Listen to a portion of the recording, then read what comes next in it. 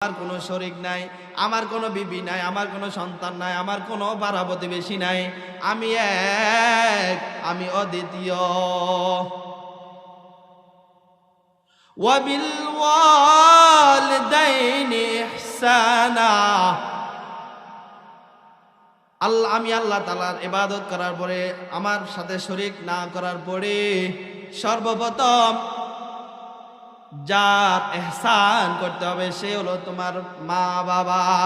ওয়াবিল ওয়ালিদাইনি ইহসানা, সর্বপ্রথম তোমার মা বাবার কি করতে হবে? ইহসান করতে হবে।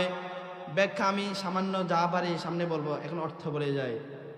ওয়াবিল ওয়ালিদাইনি ইহসানা ওয়াবিদিল কুরবা ওয়াল ইয়াতামা, আত্মীয়দের উপরে ইহসান করতে হবে, এতিমদের উপরে ইহসান করতে হবে, ওয়াল মাসাকিন, মিসকিনদের উপরে ইহসান